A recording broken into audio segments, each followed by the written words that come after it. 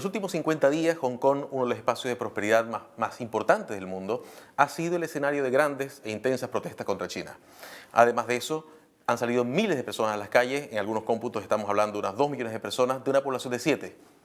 Hoy, con Sasha Hanis, especialista en asuntos asiáticos, vamos a tratar de entender qué está ocurriendo exactamente, cuáles son las implicancias y cuáles son las expectativas para el futuro. Sasha, para empezar, yo quisiera que nos explicara, o quisiéramos con la audiencia que nos explicara, cuál es el conflicto, es decir, qué es exactamente lo que está ocurriendo en Hong Kong y qué es lo que lo tienen los titulares de las últimas semanas. Yo creo que antes de responder la pregunta tenemos que entender cuál es la diferencia realmente entre China y Hong Kong como zona de administración especial. Porque desde hace casi 30 años, desde 1997, cuando Hong Kong retorna a China en soberanía, ha existido un concepto que se llama un país y dos sistemas. Y mientras en China tienen un sistema autoritario, regido principalmente por el Partido Comunista, y donde, según muchas personas, se privan los derechos más fundamentales, Hong Kong ha disfrutado de, como bien dijiste antes, prosperidad, libertad de expresión, derechos civiles, libertad de acceso a Internet, libertad de prensa y, claro, un desarrollo y una institucionalidad económica muy fuerte. Hong Kong es hoy en día el principal centro económico de Asia y también está todavía en el ranking número 1 en el índice de Heritage de libertad económica. Y esa es la gran diferencia, yo creo, con China, que hoy día está en el puesto 50. De ahí, para llegar al conflicto más en profundidad, el año 2014 China planteó una reforma al sistema parlamentario hongkonés, que es bastante parecido al británico, que decía que básicamente los candidatos que se postularan al Parlamento tenían que pasar por la revisión del gobierno central de Beijing.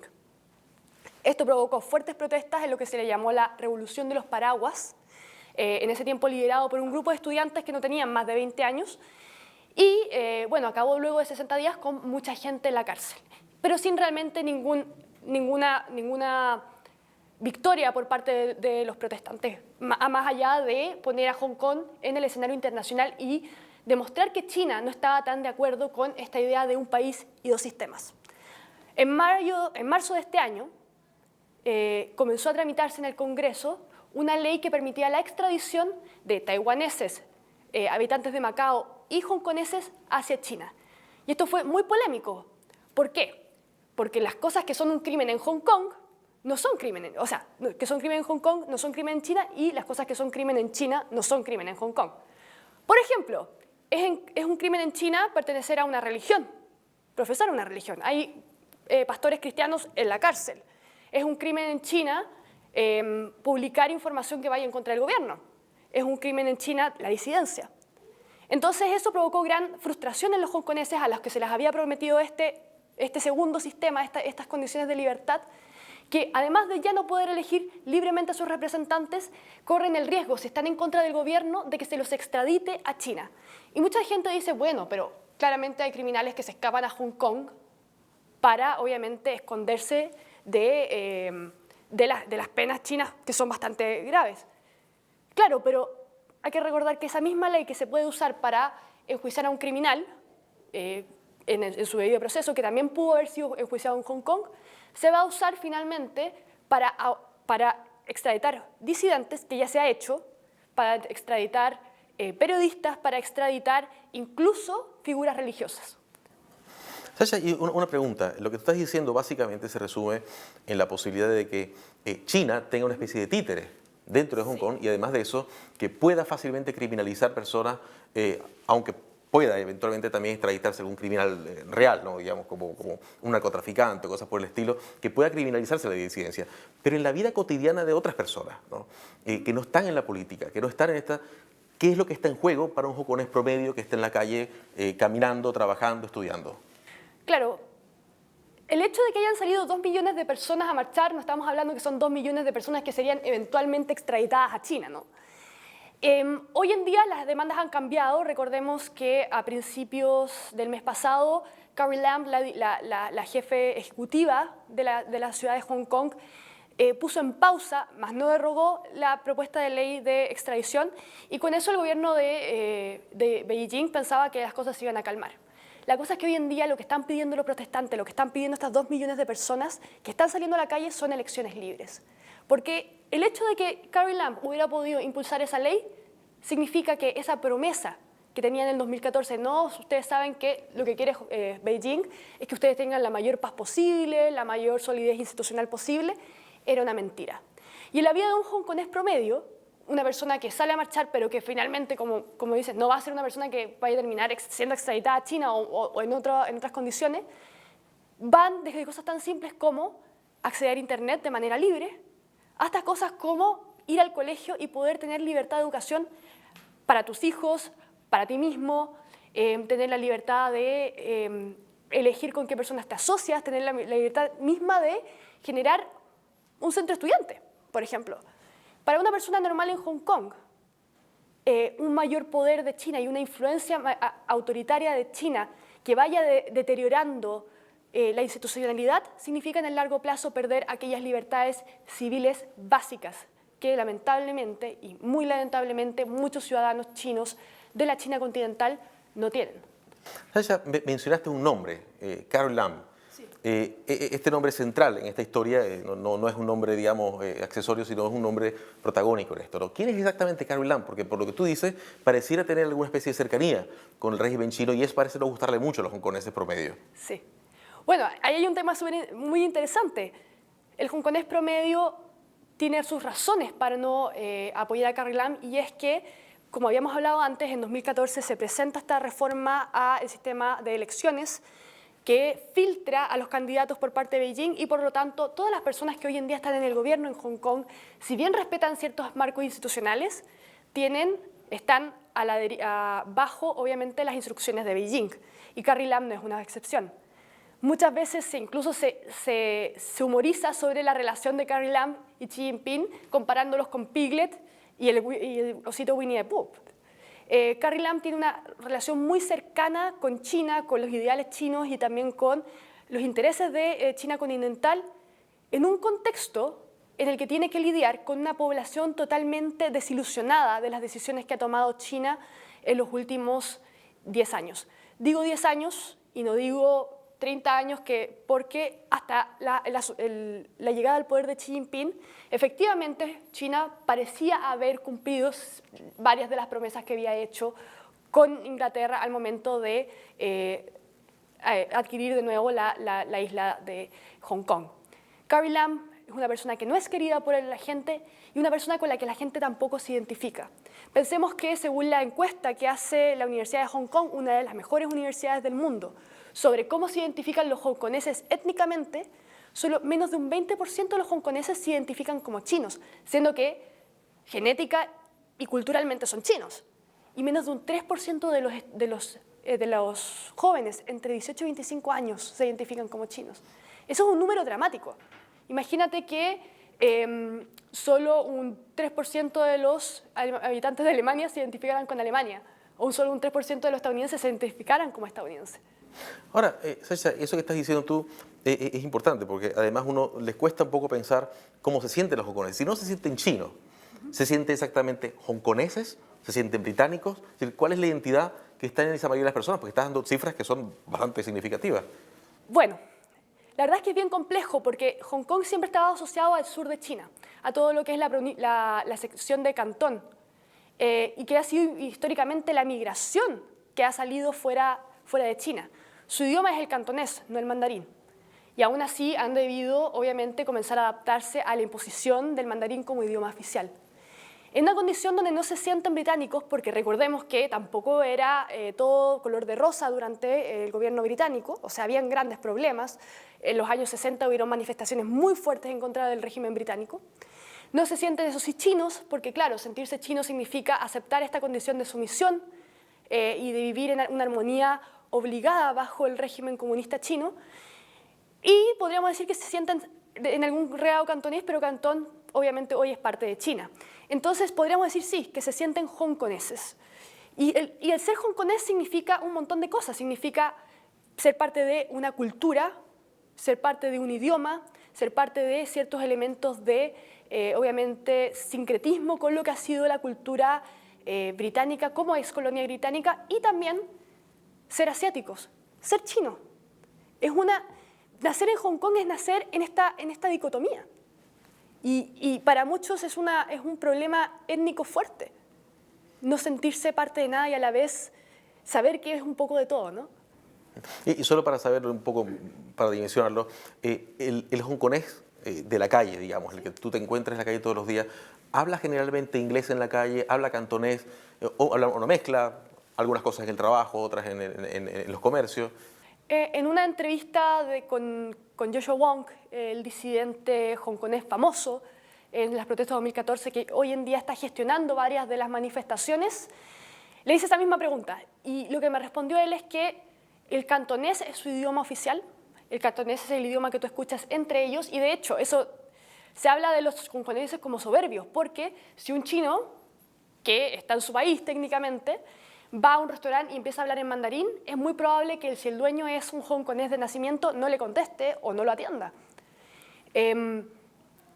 Hablan inglés, sí. De hecho, en los carteles en las calles tú ves primero las señaléticas en inglés y luego en chino, en caracteres chinos, y muchos de ellos hablan inglés, sin embargo, no todos. Yo diría que en orden de idiomas es cantonés, 100%, inglés alrededor de un 50 o 60% y chino ya chino mandarín como tercer idioma con menos de un 40-30% de personas que lo hablan perfectamente. Las nuevas generaciones lo hablan muy bien porque están obligados en el colegio a hablarlo, pero si tú hablas de la población en general, no es un idioma totalmente aceptado, ni siquiera marginalmente aceptado por la población en cuanto a identidad cultural. César, mencionaste a Joshua Wong, justamente un líder que tú entrevistaste hace poco, en una entrevista disponible sobre él. Cuéntanos un poco más quién es él, porque dice, él aparece en todas partes, uno abre la prensa y de pronto, ¿quién es Joshua Wong? ¿Quién es Joshua Wong? Entonces, explícanos quién es Joshua Wong exactamente y si es el único que está en esto, porque pareciera que hay otros jóvenes dentro de este movimiento que también tienen bastante importancia. Joshua Wong es un joven que es bastante raro, o sea, mucha gente dice que si él hubiera nacido en China continental ya estaría preso, porque es un joven cristiano, o sea, una cosa muy rara para Asia, que nació muy poco antes de la devolución de la isla y la ciudad de Hong Kong a China por parte del Reino Unido. Y es un joven que creció la primera mitad de su vida muy cercano a los ideales de lo que es una sociedad liberal y de lo que son los valores de el imperio de la ley, de la institucionalidad y, por supuesto, de todas las libertades que le entregaba a la ciudad donde vivía. Habiendo crecido en todo eso, le toca ser estudiante en el año en que China decide cambiar el sistema educacional e imponer un sistema de adoctrinamiento dentro de las escuelas. Y él, habiendo crecido en este mundo, se opone gravemente a todo esto. Tenía alrededor de 13 o 14 años en este tiempo. Después de eso funda un movimiento llamado el escolarismo, pasan varios años y luego China nuevamente, bajo el gobierno de Xi Jinping y también bajo la administración de Carrie Lam, que si bien no era la jefa ejecutiva, sí era la persona que se dedicaba un poco a negociar con los estudiantes, y Joshua, con menos de 20 años, inicia en el movimiento de los paraguas amarillos. Él, Nathan Law y otros jóvenes que son bastante icónicos de esta época. Pasan más de 60 días en la calle, con lluvia, con ataques directos desde los policías y obviamente finalmente con la cárcel. No logran casi nada, podríamos decir ahí objetivamente, no se detuvo esta reforma al gobierno, pero ellos saltan un poco al estrellato y ellos, para no perder todo este capital político que habían acumulado durante estas protestas, fundan un partido llamado Demosistó. Hoy en día ese partido es un partido real que tiene como principal objeto potenciar el activismo dentro de los jóvenes y casi toda la directiva de este partido, estamos hablando de Wong, de Law, de Xiong, ellas son las personas que hoy en día están no liderando, porque este es un movimiento que se ha hecho bastante espontáneo, no hay líderes reales en este movimiento, el de 2019, pero sí ellos han sido figuras muy importantes. Y lo han sido porque, claro, tienen mucha experiencia en lo que es enfrentar a un gobierno de la magnitud del gobierno chino. Y además desde tan jóvenes. Sí, uno tiene 22 años, Joshua, en este momento. Y aún en esa época fueron encarcelados ellos, porque hace poco estuvo Joshua Wong encarcelado, pero aún siendo lo que para nosotros es menor de edad, a los 14 o 15 años, 16, un poco más, ¿habían sido encarcelados anteriormente? Cuando cumplió 14 años, o sea, cuando estaba todo el tema de la reforma educacional, no fueron encarcelados, fueron simplemente dirigentes estudiantiles. Luego, con la reforma de los paraguas, sí fue encarcelado. Él estaba dando una charla en Tailandia y fue puesto en custodia y entregado a las autoridades por, obviamente, su rol dentro de lo que fue la manifestación de la rebelión de los paraguas. Joshua no habrá tenido cerca entre 17 y 19 años máximo, o sea, ese es el rango de edad del que estamos hablando. Fue encarcelado de nuevo en junio de este año, supuestamente por su vinculación con las manifestaciones que están sucediendo hoy en día en Hong Kong, y el sábado pasado nuevamente fue encarcelado, liberado casi un par de horas después, pero claramente fue una advertencia nueva de Beijing. Beijing no va a tolerar que estas personas ganen protagonismo y no van a tolerar tampoco los ideales que estas personas representan. No solo fue Wong, fue casi toda la directiva del partido de Mosistol la que fue encarcelada hace unos días. Sachi, solo un paréntesis. ¿Los paraguas simbolizan algo en especial? Es decir, ¿por qué la revolución de los paraguas y no de otra forma? Es decir, ¿qué simbolizan exactamente los paraguas en este movimiento? Hay dos simbolismos. Bueno, en Tailandia el ícono son los girasoles, y en Hong Kong fueron los paraguas principalmente porque en el periodo en el que estaban las protestas del año 2014 había mucha lluvia. Hong Kong es una isla tropical, semitropical, pero con mucha niebla y mucha lluvia. O sea, para protestar realmente afuera tienes que llevar un paraguas. Y los paraguas es casi así como uno podría decir que sale con las llaves del auto o con las llaves de la casa, y el celular, para ellos salir con un paraguas es algo muy necesario, muy típico de allá. Claramente, las fotos icónicas eran de esta gente que, pese a la lluvia, pese a los truenos, pese a los ataques directos del gobierno de Beijing, no se rendían y seguían protestando. Se simbolizaron a través de los paraguas, porque uno podía ver el mar de paraguas, amarillos sobre todo, que cubrían la ciudad y especialmente la sede de gobierno durante esos días. Luego, ahora, en el año 2019, los paraguas se usan por otro motivo, principalmente para detener las bombas de humo y también para tapar las caras frente a las cámaras de reconocimiento facial. Sí. Sasha, quisiera precisamente profundizar en ese punto que acabas de mencionar sobre los sistemas de reconocimiento facial, porque efectivamente había unas imágenes donde se mostraban a estos jóvenes que estaban causando algunos daños a estos postes, estas cosas, y habían sido esas imágenes utilizadas por el régimen chino para decir que eran personas que estaban vandalizando las calles, ¿no? Cuéntanos un poco más sobre eso, porque esto parece ser parte muy importante también de lo que está aconteciendo en Hong Kong, y además en relación con el uso de las tecnologías modernas. Bueno, efectivamente uno de los grandes miedos que tiene la gente en Hong Kong es la forma en que China está utilizando la tecnología para controlar a su población y atentar contra la libertad de sus ciudadanos. Una de las más conocidas, obviamente, es la instalación de cámaras de reconocimiento facial que te identifican y que además están conectadas con tu crédito digital y generan todo un ecosistema de control digital. En el caso de Hong Kong, para ellos, lo que representa el Partido Comunista, lo que representan las cámaras de seguridad, es esta idea de un control y sumisión absoluta frente a la que no se puede protestar. Y claramente estamos hablando de un gobierno que, al poder reconocer las caras, también puede reconocer personas y puede ir luego a atentar contra la vida natural y cotidiana de aquellas personas que protestan. Es muy diferente decir que vas a ir a protestar ejerciendo tu derecho para manifestarte en contra del gobierno, que te digan, oye, si te graban una cámara, el día de mañana vas a perder tu trabajo porque te van a meter en algún tipo de lista negra o evidentemente te van a atacar públicamente en alguna parte. ¿Qué es lo que pasa cuando tú tienes ese nivel de cámaras? Recordemos que este próximo año la estimación de China era tener una cámara por cada 7 habitantes y eso ahora es una cámara por cada 2 habitantes. Y todo ese miedo, el miedo a la tecnología, el miedo al control, el miedo a la pérdida de la libertad, es lo que genera tanta adversión contra los ideales chinos. ¿Por qué?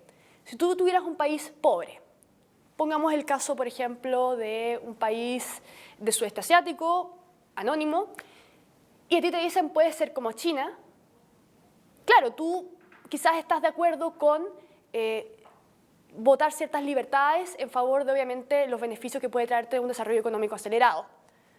Pero en Hong Kong la cosa es muy diferente. Estamos hablando de un país que, contra todos los pronósticos, pasó de ser una colonia a una administración especial exitosa.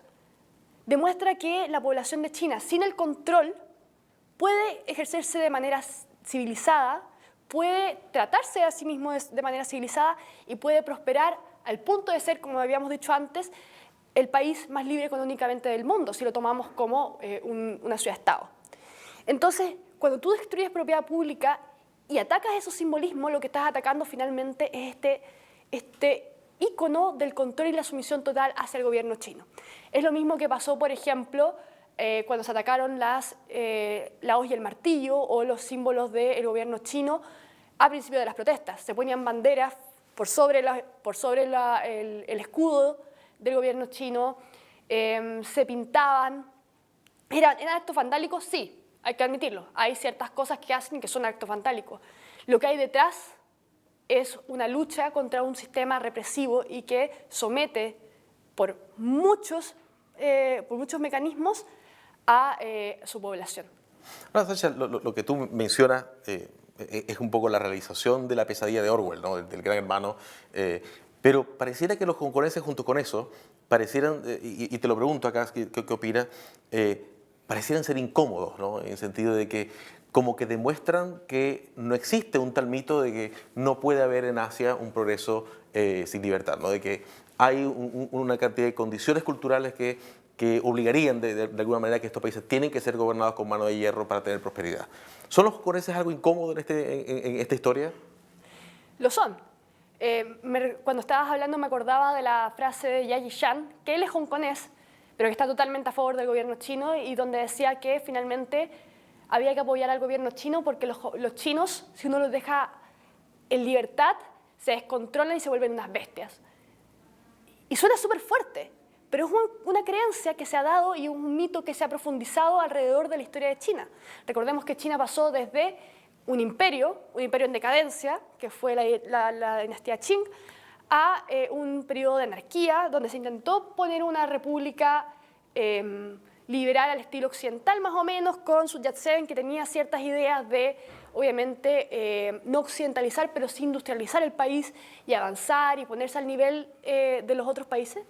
Y luego todo eso decae en una guerra civil, el caos, la separación de China entre China y Taiwán, y luego finalmente la instalación del gobierno comunista de Mao Zedong.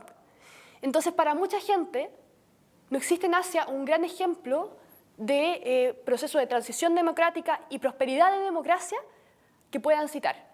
Ni siquiera Japón, porque dicen, no, oye, sabes que Japón efectivamente se industrializó y todo, y hoy día tiene una democracia liberal con un partido liberal muy occidental, porque cuando partió Japón, evidentemente tenían una dictadura o una especie de gobierno autoritario. Uno podría debatir eso, también podría debatir que Singapur eso no es una democracia, pero en el caso de Hong Kong es distinto, porque pasa de una colonia, de una excolonia, a un sistema con un parlamento interno que logró grandes medidas de prosperidad. ¿Cómo justificas eso siendo un gobierno que dice controlemos a la gente para poder prosperar?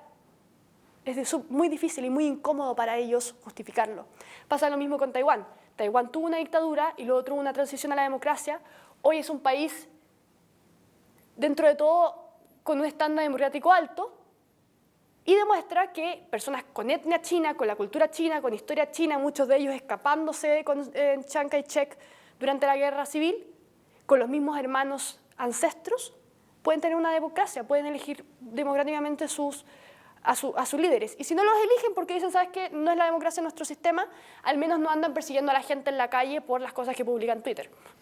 Sasha, y antes de terminar esta conversación, quería preguntarte dos cosas que pueden parecer un poco curiosas. Acá en la prensa local, en la prensa chilena, en las últimas 2 o 3 semanas, han aparecido 2 titulares, ¿no? Uno que apareció hacia el 25 de agosto, que daba cuenta de un ataque a un pequeño restaurante del centro de Santiago llamado El Pollo Chang, ¿no? Y lo que mencionaban acá es que un grupo de chinos había ido a atacar al restaurante por la supuesta afinidad o simpatía del propietario con la causa hongkonesa, ¿no? Y el segundo fue precisamente entre los días 1 y 2 de septiembre, un desencuentro bastante fuerte entre el embajador de China, Xu Bu, y un diputado chileno, Jaime Belolio Avaria, ¿no? Jaime Belolio se había juntado precisamente con Joshua Wong, ¿no? Y esto había ofendido a... ¿Cómo interpretas tú estas dos cosas? ¿Hay alguna conexión entre estas dos cosas? ¿Cómo las ves? ¿Y cómo llegan estos coletazos acá a Chile, un país tan lejano? Para responder hay que tener claro, y ojalá quede muy claro, que si bien Chile pareciera estar muy alejado del mundo, la verdad es que hoy más que nunca estamos conectados con todo. Tenemos una alta tasa de migración, somos un país globalizado, somos un país que mira al Pacífico y por lo tanto tiene gran contacto con países asiáticos. Y además es un país que evidentemente tiene a ambos bandos. Lo que pasó con Pollo Chang, lo explicó muy brevemente, fue que el dueño de los restaurantes Pollo Chang es taiwanés. Habíamos hablado recién de la rivalidad que existe y de esta idea de si puede existir o no un país asiático con una democracia de tipo occidental. Él simpatiza con las ideas de la democracia, él apoya las manifestaciones, de hecho hay un dicho muy conocido que se llama hoy Hong Kong, mañana Taiwán, y por lo tanto dio abiertamente su apoyo. En un grupo de WeChat, que es como el WhatsApp que utilizan los chinos, que está bajo el dominio de Tencent, una empresa semiestatal muy importante en China, un grupo de migrantes chinos empezó a debatir sobre qué íbamos a hacer para acallar a este tipo que está hablando a favor de la democracia y a favor de Hong Kong. Un traidor, ¿no? Y esto se sabe porque hubo gente dentro del chat que estuvo en contra y que finalmente lo terminaron linchando y lo terminaron pegando porque no quería ir a linchar al restaurante de Pollo Chang. ¿Quién partió con esto? No lo podemos saber. Lo que sí sabemos es que existe gran presión, no solo del gobierno chino, sino de la comunidad, por exacerbar los valores del modelo chino en otros países. Existen leyes chinas que aplican para los ciudadanos chinos afuera de su país. No es que yo me pueda ir de China y si yo hago algo, me expreso fuera del país, no le respondo a mi gobierno, le sigo respondiendo a mi gobierno. También hay un tema de nacionalismo y adoctrinamiento muy fuerte, especialmente para aquellos que son de primera generación en Chile. Y también hay un tema de rivalidad histórica con Hong Kong. Como yo te contaba antes, hay mucha gente que ve a los hongkoneses como personas vanidosas y personas soberbias, porque no quieren hablar mandarín, porque no quieren sentirse chinos. Y eso ha generado muchos anticuerpos. El ataque a Pollo Chang es el resultado de todo eso. Es el resultado de un conflicto histórico, étnico, que llega a Chile, porque en Chile hoy en día ya no vivimos en un país aislado. El segundo conflicto tiene mucho más que ver con lo que es la diplomacia pública y el uso del sharp power. Hasta el año 2008 China simplemente crecía, pero no tenía gran relevancia en términos de la discusión internacional. Simplemente tenían su modelo y les estaba funcionando. También tenían un sistema de ciertos niveles de representatividad con un partido único. Y el año 2008, el presidente de entonces inicia lo que se llama la estrategia de soft power, lo que significa empezar a tener una mayor injerencia en temas de imagen y de influencia pública. Eso, como pasa en muchos países autoritarios, se degenera dentro de lo que se llama un sharp power, un poder agudo, un poder en el que más que verse a sí mismo como un país amable, como podría ser Canadá, como podría ser Suiza, como podría ser Suecia, se muestra a sí mismos como un país poderoso. Y lo que yo veo en la columna del embajador Chu es una clara intención de posicionar el discurso de China en el debate chileno. ¿Por qué es importante? No es solo porque tenemos grandes niveles de comercio con China, sino porque tenemos una estrategia activa de sharp power en el país. Existen intenciones de influir en la educación en Chile, en la educación sobre todo universitaria, y también a través de los institutos Confucio. Existe una intención clara para generar una imagen positiva hacia lo que está haciendo China y minimizar al máximo todas las críticas que pueda haber hacia la violación de derechos humanos. Pero sobre todo existe la intención de que Chile llegue a un momento en el que sea tan dependiente de China o que se sienta tan dependiente de China que no pueda criticar ninguna de las cosas anteriores. Y yo creo que ese es un gran riesgo. Si tú me dices cómo interpreto estas dos cosas, yo creo que Desde el año pasado, desde que China se interpuso obviamente en la creación de una comisión de Taiwán en el Parlamento, China está mostrando que tiene intenciones claras de influir en política nacional. Y eso es algo que yo creo que te puede gustar, lo puedes encontrar bueno, lo puedes encontrar malo, pero tienes que entenderlo en su contexto. Lo que pasó con Pollo Chang es una muestra de que hoy en día los chinos entienden cuál es su rol cultural y lo aplican. Y lo que pasó con el embajador es que él hoy en día tiene, podríamos decir, la autoridad, o se siente con la autoridad de posicionar el discurso chino en el país. Hay gente que lo apoya, hay gente que está en contra de él, eso tendrá que verlo cada persona, pero esa es la interpretación que yo le puedo dar. Sasha, y ya para finalizar entonces, y sin ánimo de hacer proyecciones ni adivinaciones, ¿cuáles crees tú que pueden ser los escenarios que se puedan ir presentando en el futuro? ¿Tiene algún tipo de esperanza estas protestas en Hong Kong, el movimiento de Joshua Wong y el pueblo en general, o gran parte de él? ¿Cómo lo ves? Yo creo que podemos plantear un escenario optimista, uno neutral y uno pesimista, para poder cubrir todo el espectro. El escenario pesimista es que, tal como lo han hecho ahora, como lo ha hecho China hasta ahora, que ha puesto a las fuerzas militares chinas en la frontera con Hong Kong, actúe de la manera en que hizo con Tiananmen, entre con las fuerzas militares a Hong Kong por la fuerza y, obviamente, desintegre el movimiento a través de la violencia. No sé si es algo que haría, porque ya con Tiananmen tiene un montón de problemas en términos de lo que es la diplomacia pública, pero es el escenario más dramático. ¿Por qué? Porque una vez que ellos entren con fuerza a Hong Kong, no creo que simplemente sea para desestabilizar las protestas, yo creo que es para quedarse. Un escenario neutro es que simplemente las protestas terminen, estos disidentes van a terminar en la cárcel, eso ya está claro, ellos lo saben. Si tú le preguntas a Joshua o a otros disidentes qué es lo que vas a hacer, vas a huir, y ellos dicen: Hong Kong es el lugar donde yo nací, el lugar que amo y el donde me voy a quedar, y estoy dispuesto a tomar las últimas consecuencias. Y ellos están haciendo esto sabiendo que probablemente van a estar en la cárcel cuando terminen las manifestaciones, le van a hacer pagar por cada poste que se haya botado, por cada bandera que se haya alzado, por cada policía que haya sido golpeado y también por cada edificio que haya sido apiedrado. Por todo eso les van a hacer pagar a ellos, las figuras clave de la manifestación. El escenario optimista requiere de la ayuda internacional, y ahí es donde están mis dudas. ¿Por qué? Joshua y todos los otros disidentes acusan de que necesitan ayuda internacional. Estamos hablando de una isla que no tiene poder para defenderse a sí misma, que está totalmente bajo el dominio de China, y su único escudo es el miedo de China a quedar mal con el mundo. Es su único escudo.